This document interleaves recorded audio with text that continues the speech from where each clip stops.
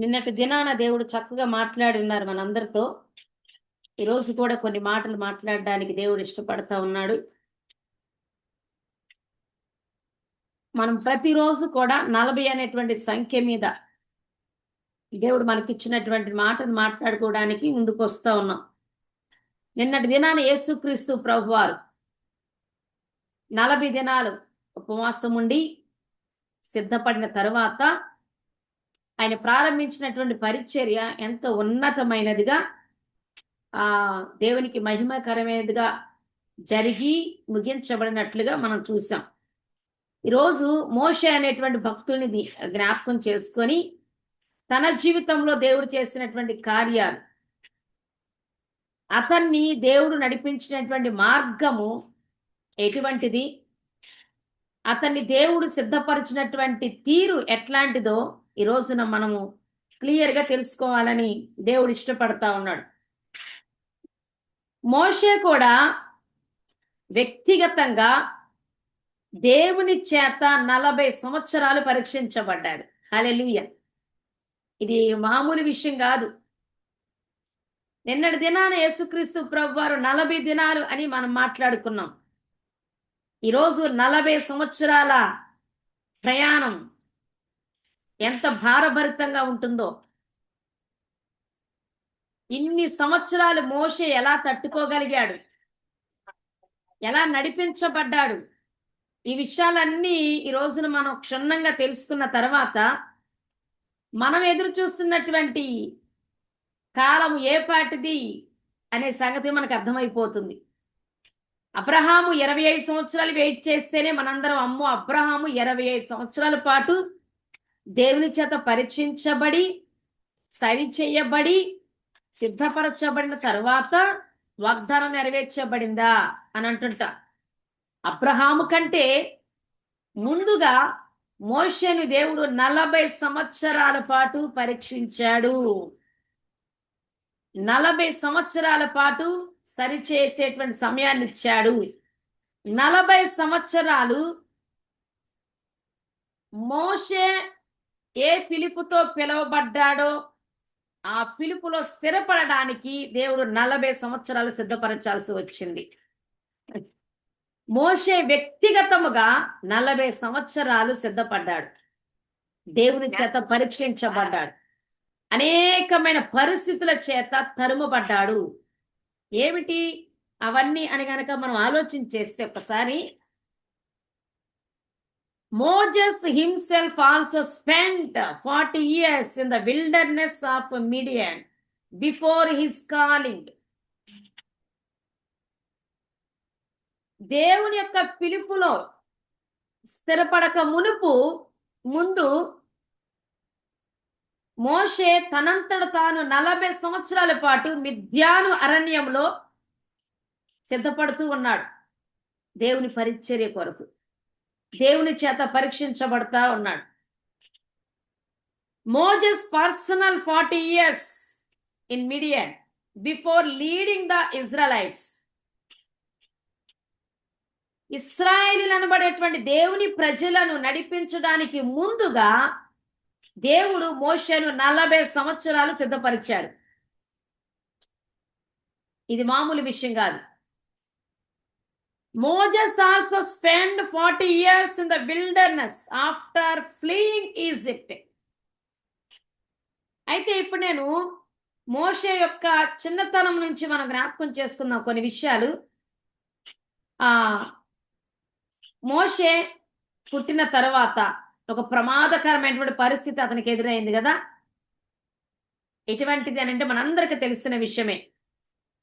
అది నిర్గమకాండము 1వ అధ్యాయం నుంచి మనం చూస్తే మనకి స్పష్టంగా అర్థమవుతుంది. నేను కొన్ని ముఖ్యమైన అంశాలను మాత్రమే ఈ రోజున ధ్యానం చేయాలని ఇష్టపడుతున్నాను.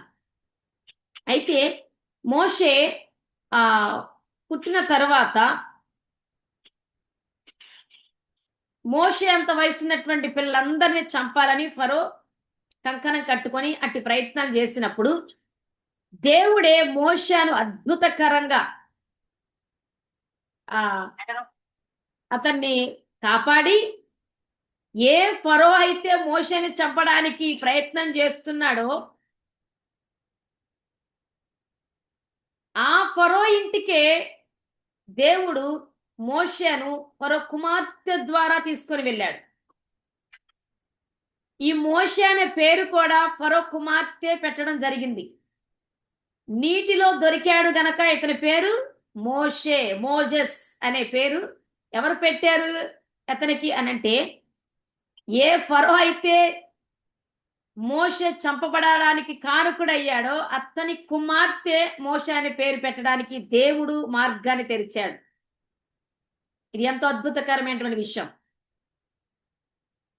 ఆ విధంగా మోషే ఫరో ఇంటిలోనే తన కుమార్తె ఆధ్వర్యంలో తన సొంత తల్లి ద్వారా పాలు తాగుతూ పెంచబడుతూ అట్టి రీతిగా 40 సంవత్సరాల పాటు ఐగుప్తులోనే ఫరో ఇంట అతను రాజకుమారుడిలాగా బ్రతికాడు.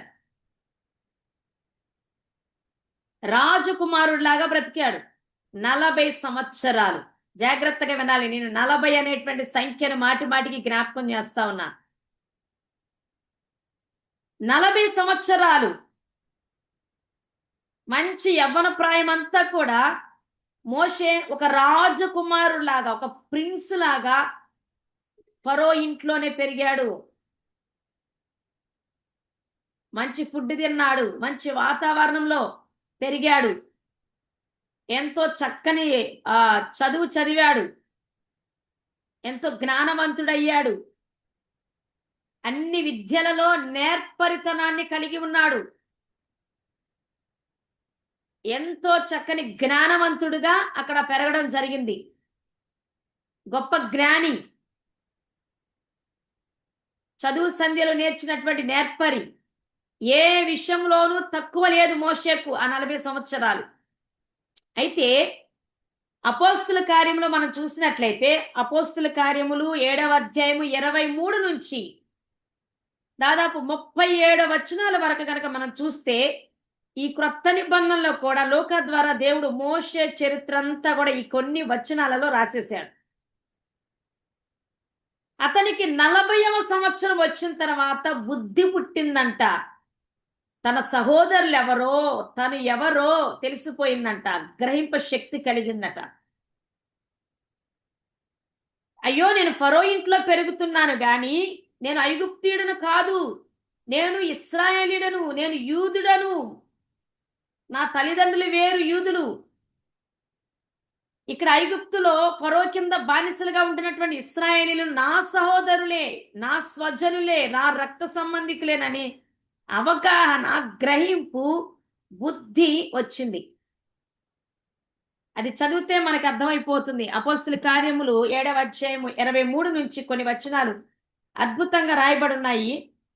ఆ కాలమందు మోషే పుట్టెను, అతను దివ్య సుందరుడే, తన తండ్రి ఇంట 3 నెలలు పెంచబడిన తరువాత అతడు బయట పారవేయబడినప్పుడు ఫరో కుమార్తె అతనిని తీసుకొని తన కుమారునిగా పెంచుకొనెను. మోషే ఐగుప్తీల సకల విద్యలను అభ్యసించి మాటల యందును కార్యముల యందును ప్రవీణుడై ఉండెను. అతనికి 40 ఏండ్లు నిండ వచ్చినప్పుడు, మళ్ళీ ఒకసారి మెసేజ్ పెట్టండి గ్రూప్లో, అతనికి 40 ఏండ్లు నిండ వచ్చినప్పుడు ఇశ్రాయేలీయులైన తన సహోదరులను చూడవలెనన్న బుద్ధి పుట్టెను. తను ఎవరో తెలిసిపోయింది, ఇశ్రాయేలీయులు ఎవరో తెలిసిపోయింది. ఒక రకంగా చెప్పాలంటే మోషే మనస్సులో దేవుని ప్రణాళిక గురించిన అవగాహన ఎంతో కొంత వచ్చేసింది. అప్పుడు తన సహోదరులను చూడాలనే ఆశ కలిగినప్పుడు అక్కడ పనిచేస్తున్నటువంటి ఇశ్రాయేల్ దగ్గరికి వెళ్ళి చూస్తూ ఉన్నాడు, పరామర్శిస్తూ ఉన్నాడు.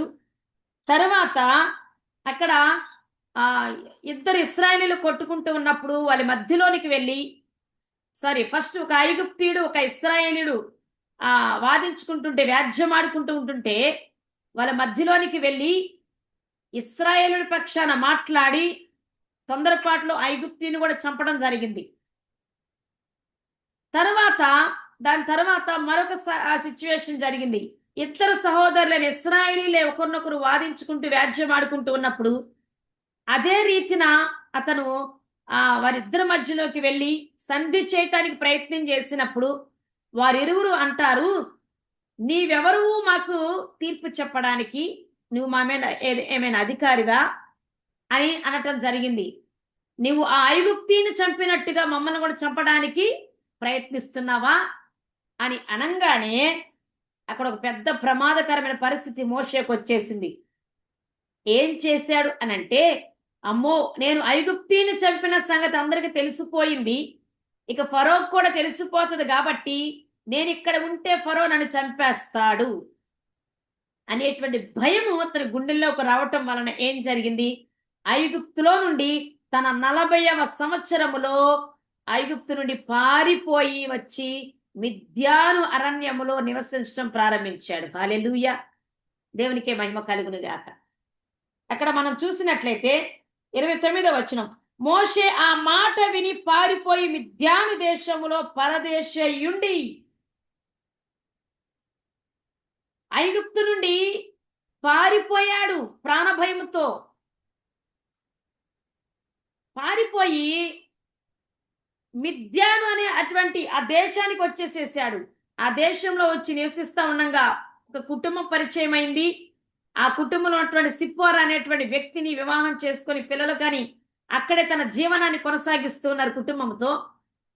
అట్టి రీతిగా పారిపోయిచ్చిన మోషే దాదాపు 40 సంవత్సరాల పాటు మరలా మిద్యాను అరణ్యములోనే గొర్రెల కాపరిగా జీవిస్తా ఉన్నాడు. ఒక సాధారణమైనటువంటి జీవితాన్ని జీవిస్తా ఉన్నాడు. 40 సంవత్సరాలు రాజకుమారుడిలాగా ఫరో ఇంట ఐగుప్తులో పెరిగినటువంటి మోషే అక్కడి నుండి పారిపోయి వచ్చిన తర్వాత ఒక అనామకుడు లాగా, పరదేశిలాగా, సాధారణమైనటువంటి వ్యక్తిలాగా, ఏమి చదువుకోనటువంటి వ్యక్తిలాగా, ఏమి జ్ఞానం లేనటువంటి వ్యక్తిలాగా 40 సంవత్సరాల పాటు ఆ మిద్యాను దేశంలో తన కుటుంబంతో పాటు జీవిస్తా ఉన్నాడు. అతను ఆ కాలంలో గొర్రెలను కాస్తూ ఉన్నాడు. 40 సంవత్సరాలు గొర్రెలను కాశాడు. 40 సంవత్సరాల పాటు అతను ఎన్నో బాధలను అనుభవించాడు, భరించాడు. ఎందుకంటే 40 సంవత్సరాలు జీవించిన జీవితము ఎటువంటిదో అతనికి తెలుసు. అంత జీవితం జీవించిన నేను చివరికి ఈ మిద్యాను అనేటువంటి ఒక దేశానికి వచ్చి గొర్రెలను కాసుకుంటూ బ్రతకాల్సి వచ్చిందనేటువంటి ఆ చింత, విచారం, వేదన అంత తన గుండెల్లో ఉన్నది. ప్రాణభయం కూడా ఉన్నది. అయితే ఆ 40 సంవత్సరాలు మిద్యాను దేశంలో ఉండటం వలన అతను చదువుకున్న చదువు, ఆ జ్ఞానం అంతా కూడా మరిచిపోయేటువంటి స్టేజ్లోనికి వచ్చేసేసాడు. అతనికి ఉన్నటువంటి వాక్శక్తిని కూడా అతను మర్చిపోయేటువంటి పరిస్థితిలోకి వచ్చేసాడు. ఒక సాధారణ వ్యక్తి జీవితం జీవించాడు. కారణము, ఇది చాలా ముఖ్యమైన విషయం, గట్టిగా పట్టుకోండి. కారణం ఏంటి? అంత హోందాగా 40 సంవత్సరాలు బ్రతికిన మోషేను దేవుడు మిద్యాను దేశంలో ఎందుకు 40 సంవత్సరాలు మరలా ఒక సాధారణమైనటువంటి అరణ్య జీవితాన్ని జీవించేలా చేశాడు? ఒక బలహీనుడిగా ఎందుకు జీవించేలా చేశాడంటే, దేవుడు అతన్ని 40 సంవత్సరాలు పరీక్షిస్తున్నాడు. 40 సంవత్సరాలు అతన్ని సిద్ధపరచాలని ఉద్దేశించాడు. ఆ 40 సంవత్సరాలలో తనలో ఉన్నటువంటి విపరీతమైన కోపము, నేను జ్ఞానుడిని అనేటువంటి అహంకారము, ఈ లోకాన్ని కలిగి ఉన్నటువంటి జ్ఞాని అనేటువంటి ఆ అవగాహన, ఈ లోకపరంగా తను ఏమేమైతే కలిగి ఉన్నాడో అతిశయించడానికి తనలో ఏమేమైతే ఉన్నాయో అవన్నీ కూడా తొలగించడానికి మోషేకు 40 సంవత్సరాలు పట్టింది. తొలగిపోవడానికి, సరి చేసుకోవడానికి, దేవుని ఎదుట దీనుడిగా మలచబడటానికి 40 సంవత్సరాలు పట్టింది.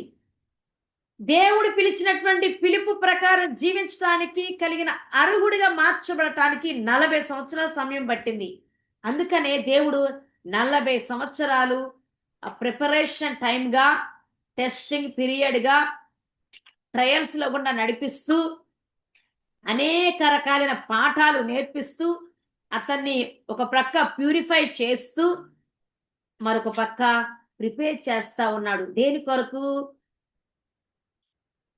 తాను పిలువబడిన పిలుపులో స్థిరపరచబడుట కొరకు. మోషే యొక్క కాలింగ్ ఏంటి? మోషే యొక్క పిలుపు ఏంటి? ఒక ప్రవక్త, ఒక న్యాయాధిపతి. తర్వాత ఇంకొకరు ఎవరు? మూడు పర్టికులర్ గా 3 రకాలుగా మోషే వాడబడ్డాడు. ప్రవక్తగా, తర్వాత న్యాయాధిపతిగా, ఇశ్రాయేల్ అందరికీ నాయకుడుగా. హల్లెలూయా. మోషేలో 3 ముఖ్యమైనటువంటి ఆ పాత్రలు ఉన్నాయి. 3 ముఖ్యమైన పాత్రలను పోషించాడు మోషే. నాయకుడుగా, ఒక ప్రవక్తగా, న్యాయాధిపతిగా. ఈ 3 పాత్రలు పోషించడానికి, అర్హుడిగా మలచబడటానికి, ఆ పిలుపు ప్రకారం చక్కగా జీవించడానికి, ఇశ్రాయేలులను నడిపించడానికి 40 సంవత్సరాలు సిద్ధపడాల్సి వచ్చింది. ఒక్కసారి ఆలోచన చెయ్యండి. 40 సంవత్సరాలు దేవుడు పరీక్షిస్తే, దేవుడు సిద్ధపరుస్తుంటే 40 సంవత్సరాలు బాగా బ్రతికిన వ్యక్తి ఆ 40 సంవత్సరాలు ఒక దీనుడుగా, ఒక ఏమి చదువుకోని వ్యక్తిగా, రాజకుమారుడుగా ఉన్నటువంటి వ్యక్తి గొర్రెల వెనకబడి హోయ్ హోయ్ హోయ్ అంటూ తరుముతూ ఉండాలంటే ఎంత బాధగా ఉంటుందో, అతను ఎన్ని సహించి ఉంటాడో, ఎంతగా నలిగిపోయి ఉంటాడో. ఇదంతా ఎందుకంటే మోషేలో దైవిక సంబంధమైనటువంటి ఆ మార్పు రావటం కొరకు, దేవునికి హృదయానుసారుడుగా మారటం కొరకు, దేవుడు ఏ పిలుపుతో పిలిచాడో ఆ పిలుపుకు తగినటువంటి పాత్రగా మలచబడట కొరకు దేవుడే అతనిని ఎక్కువ సంవత్సరాలు పరీక్షించాడు, సిద్ధపరిచాడు. మరొక పక్క చెప్పాలంటే పనిష్ చేస్తా కూడా వచ్చాడు. ఇంకొక పక్క ప్యూరిఫై చేస్తా వచ్చాడు, సరి చేస్తా వచ్చాడు, శుద్ధి చేస్తా వచ్చాడు. ఆ తరువాత ఏం జరిగింది అని గనక మనం ఆలోచన చేస్తే, ఈ 40 సంవత్సరాలు ముగించబడిన తరువాత దేవుడు అన్యాయస్తుడు కాదండి. అంత సుదీర్ఘ కాలమే శ్రమల గుండా, వేదనల గుండా, అవమానం గుండా, భారభరితమైనటువంటి జీవితాన్ని జీవించడానికి అనుమతించినటువంటి నా తండ్రి నమ్మదగిన దేవుడు, పిలిచిన దేవుడు, నమ్మదగిన దేవుడు. మోషే విషయంలో నమ్మదగిన దేవుడుగా ఉండడానికి ఆయన ఇష్టపడేటువంటి వాడు. అతని కుమారుని, అతని సేవకుని 40 సంవత్సరాలు నలగగొట్టాడు కాబట్టి మరొక 40 సంవత్సరాలు అతని జీవితంలో ఎక్స్టెండ్ చేసేసాడు. హల్లెలూయా. మన దేవునికే సమస్త మహిమ ఘనత ప్రభావములు కలుగును గాక. 40 సంవత్సరాలు పరీక్షించినటువంటి దేవుడు ఏం చేశాడనంటే, ఒక 20 సంవత్సరాలు, 10 సంవత్సరాలు, 30 సంవత్సరాలు ఇచ్చి తృప్తి పడు, ఇక చనిపో అని అతనికి తృప్తి లేని జీవితాన్ని ఇవ్వలేదు నా దేవుడు. ఎన్ని సంవత్సరాలు పరీక్షించాడో అన్ని సంవత్సరాలు పిలుపుకు తగిన పరిచర్య చేయటానికి, లక్షల మంది దేవుని ప్రజలను నడిపించడానికి. నాకు ఇక్కడ ఒక విషయం బాగా అర్థమవుతుంది, మీరు కూడా అర్థం చేసుకోవడానికి ప్రయత్నం చేయండి. 40 సంవత్సరాల టైం దేవుడు ఎందుకు పెట్టాడనంటే, మోషే యొక్క పరిచర్య మామూలు పరిచర్య కాదండి. అతను ఒక స్పెసిఫిక్. హల్లెలూయా. అతను సాధారణమైన పిలుపుతో పిలువబడిన వాళ్ళు కాదు. ఒక ప్రత్యేకమైన పిలుపుతో పిలువబడిన వాడు, ఉన్నతమైనటువంటి పిలుపుతో పిలువబడినటువంటి వాడు. ఈ నంబర్ కాల్ కనెక్ట్ చేయండి. ఉన్నతమైన పిలుపుతో పిలువబడిన వాడు, ఒక ప్రత్యేకముగా పిలువబడినటువంటి వాడు గనక అంత టైం తీసుకున్నాడు. ఏంటి ఆ పిలుపు అంటే, లక్షలాది మంది ప్రజలను దేవుని వైపు నడిపించడానికి, దేవుని మార్గంలో నడిపించడానికి. హల్లెలూయా. ఒకళ్ళిద్దరిని కాదు, 1000 మందిని కాదు, 1,00,000 మందిని కాదు, లక్షలాది మంది, దాదాపు 30 లక్షల మంది ఆ రోజుల్లో. ఇంకా పిల్లలు పెరిగినప్పుడు ఇంకా ఎన్ని లక్షల మంది అయి ఉంటారో మనం కౌంట్ చేసి చెప్పలేం. లక్షలాది మంది ప్రజలను నడిపించాలి అనంటే మోషేకు 40 సంవత్సరాల అనుభవం కావాలి, సిద్ధపాటు కావాలి, పరిశుద్ధత కావాలి, దేవునికి విధేయత చూపే మనస్సు కావాలి. అంతమంది లక్షల మందిని నడిపించడానికి తగినటువంటి సాత్వికమైన మనస్సు కావాలి. దేవునికి నమ్మకమైనటువంటి శిష్యుడిగా, సేవకుడిగా మార్చబడాలి. ఎక్కువ సంవత్సరాలు పరిచర్య చేయాల్సి ఉంది. ఎక్కువ మందిని దేవుని మార్గంలో నడిపించాల్సి ఉంది. ఇంకా చెప్పాలంటే అసలు ఎట్లాంటి ప్రజలు ఇశ్రాయేలు ప్రజలు? ఎట్లాంటి ప్రజలు? మూర్ఖులు, రెబెలియన్ పీపుల్, అంటే తిరుగుబాటు చేసేటువంటి వాళ్ళు, మాటి మాటికి సనుక్కునేటువంటి వాళ్ళు, మాటి మాటికి వెనక్కి వెళ్ళిపోతాను అనేటువంటి ఆలోచన కలిగినటువంటి వారు, లోక జ్ఞానం కలిగినటువంటి వారు, ఒక్కొక్కరిలో ఒక్కొక్కలాంటి ఆత్మ, ఒక్కొక్కరు ఒక్కొక్క జ్ఞానం, అందరూ తిరుగుబాటు చేసేటువంటి వాళ్ళే. దేవుని మీద తిరుగుబాటు చేసేటువంటి ప్రయత్నం చేసిన వాళ్ళు మోషే మీద తిరుగుబాటు చేయరా? మోషే మీద కూడా తిరుగుబాటు చేశారు కదా. మరి అటువంటి కఠిన హృదయులైనటువంటి ఇశ్రాయేలులను దేవుని మార్గంలో చక్కగా 40 సంవత్సరాల పాటు నడిపించాలంటే అతనికి ఎంత ట్రైనింగ్ కావాలి. అందుకనే 40 సంవత్సరాలు ఇశ్రాయేలును అరణ్య మార్గములో ఓపికగా నడిపించడానికి ఆ దేవుడు అతనికి 40 సంవత్సరాల శిక్షణ ఇవ్వడం జరిగింది. హల్లెలూయా.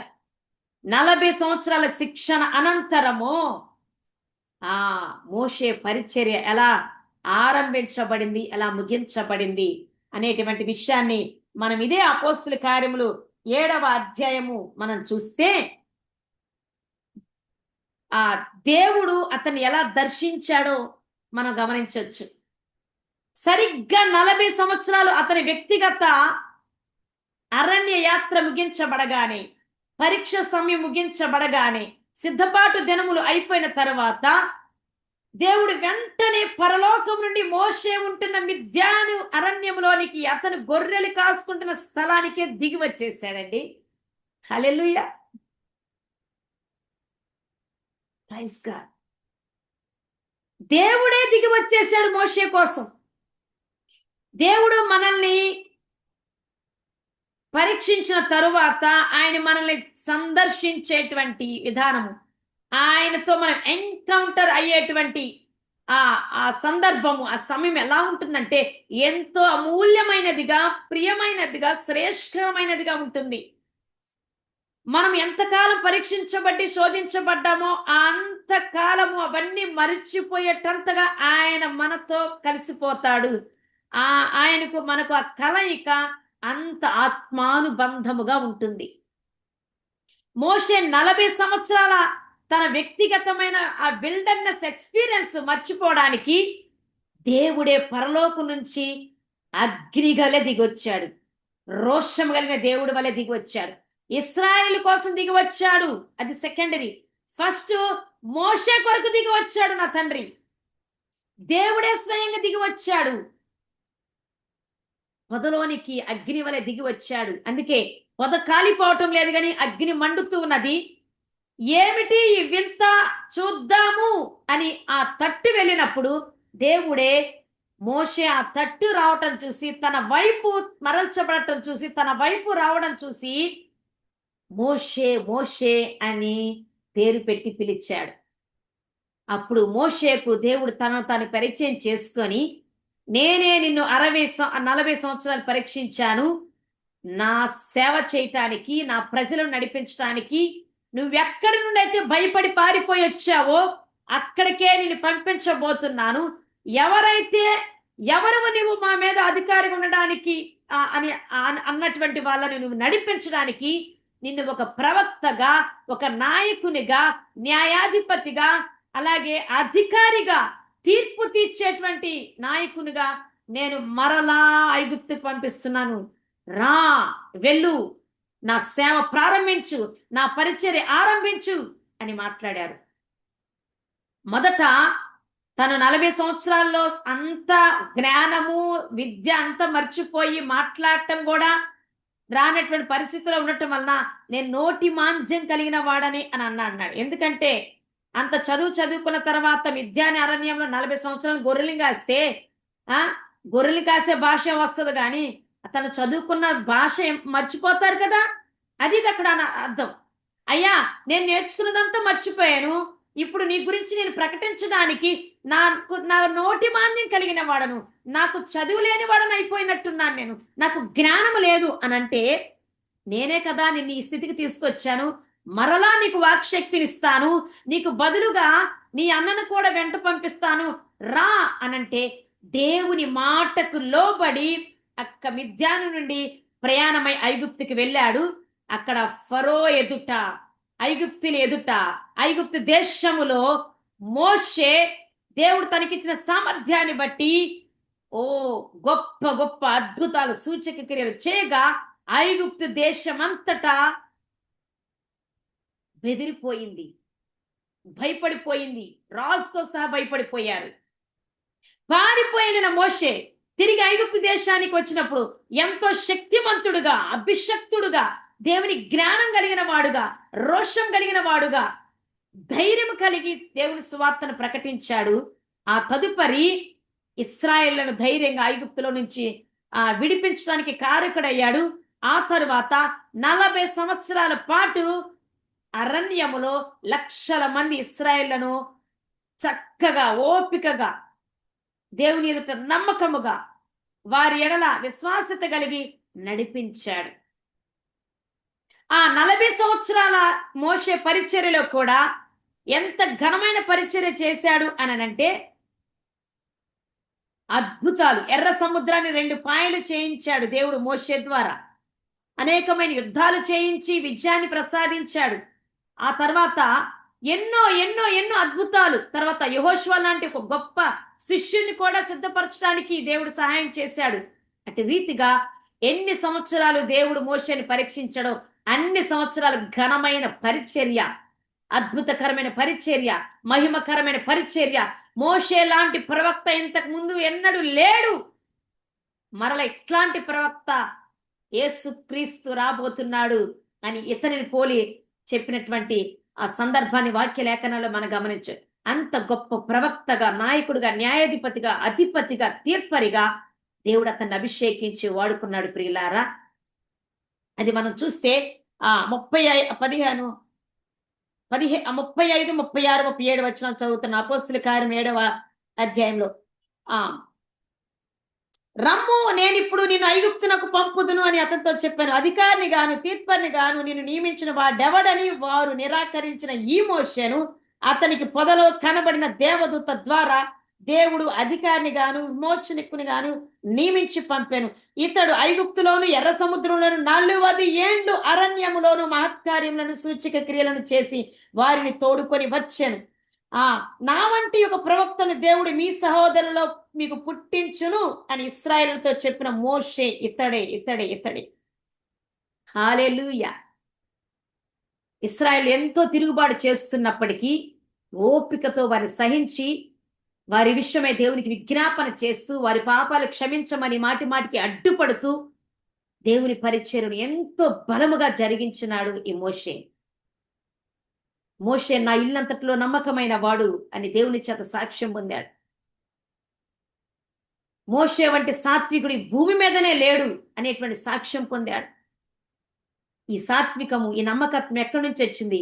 40 సంవత్సరాలు దేవుడు అతన్ని సిద్ధపరిచిన తరువాత, 40 సంవత్సరాలు అతన్ని పరీక్షించిన తరువాత, 40 సంవత్సరాలు అతనిలో ఉన్న లోపాలు సరిచేసిన తరువాత, 40 సంవత్సరాలు అతన్ని పరిశుద్ధపరిచిన తరువాత ఇంత ఘనమైన పరిచర్య చేయటానికి కారకుడయ్యాడు. దేవుడు అంత పరిశుద్ధాత్మ అగ్ని అభిషేకము చేత నింపి మోషే ద్వారా ఉన్నతమైన పరిచర్య జరిగించారు. పిలుపుకు తగిన పరిచర్య జరిగించారు. ఉన్నతమైన పిలుపును పిలిచాడు గనక అట్టి ఉన్నతమైన పరిచర్య మోషే ద్వారా సంపూర్ణంగా నెరవేర్చుకొని తన నామానికి మహిమ తెచ్చేసుకున్నాడు. ప్రియులారా, దేవునికే మహిమ కలుగును గాక. హల్లెలూయా. 80వ సంవత్సరములో పరిచర్య ఆరంభించాడు. వృద్ధాప్యములో 120 సంవత్సరాల వరకు ఎక్కడ ఆగకుండా పరిచర్య చేశాడు. అంత వయసులో అటువంటి ఘనమైన పరిచర్య ఎవరు చేయగలరు? దేవునికి లోబడితే ఈ సమయంలో నీ వయసు ఎంతైనా, నువ్వు ఎటువంటి స్థితిలో ఉన్నా, నీకు ఈ భూ సంబంధమైన అర్హతలు ఏమి లేకపోయినా, దేవునికి గనక నువ్వు సమర్పించుకుంటే ఇప్పుడైనా దేవుడు మోషేలాగా నేను వాడుకోవడానికి ఇష్టపడుతున్నాడు. మోషేలాగా నిన్ను వాడుకోవడానికే ఇప్పటి వరకు ఆయన పరీక్షిస్తూ ఉన్నాడు, సిద్ధపరుస్తూ ఉన్నాడు, అనేకమైన శోధనల గుండా నడిపిస్తున్నాడు. నీలో ఉన్న వాటిని సరి చేయటానికి ఇంత సమయం దేవుడు వెచ్చిస్తున్నాడు నీ కొరకు. ఎందుకంటే నీవు కూడా మోషే వలె ప్రత్యేకంగా పిలువబడ్డావు, ప్రత్యేకమైన పిలుపుతో పిలువబడ్డావు, ప్రత్యేకమైనటువంటి ఆ ఆ పరిచర్య చేయాల్సి ఉండి పిలువబడ్డావు. నీవు కూడా యు ఆర్ స్పెసిఫిక్. హల్లెలూయా. కాబట్టి దేవునికి లోబడతావా? పరీక్షించబడుతున్న ఈ సమయంలో దేవా నువ్వు నన్ను సిద్ధపడుతున్నావని ఆయనకి నిన్ను నువ్వు అప్పగించుకుంటావా? అప్పగించుకోగలిగితే మోషేలాగా దేవుడు వాడుకోవడానికి ఈ కాలంలో నిన్ను సిద్ధపరుస్తున్నాడు. నేనా అంటే కుదరదు. మోషే కూడా అన్నాడు, నేనా గొర్రెలు కాసుకునే వాడిని, చదువన్నీ మర్చిపోయాను, నేను ఎలా వెళ్ళి చేయగలను అని అంటే, రా నేను నిన్ను పంపుతున్నా, నేను నీకు తోడుగా ఉంటానని ధైర్యం చేసి పంపాడు. మోషేకు తోడై ఉన్న దేవుడు ఆ ముగింపు వరకు నడిపించాడు. ఆనాడు మోషేకు తోడై ఉన్న దేవుడు నీకు నాకు మనందరికి తోడై ఉండి మనము ఏ పిలుపుతో పిలువబడ్డామో, ఇక్కడ మోషే దేవుని సేవ చేయటానికి పిలువబడ్డాడు. నీవు ఏ పిలుపుతో పిలువబడ్డావో దానికి తగిన సామర్థ్యం ఇచ్చి ఆ ఉన్నతమైన పిలుపులో నిన్ను స్థిరపరిచి వాడుకొని ఆయన నామానికి మహిమ తెచ్చుకుంటారు. 120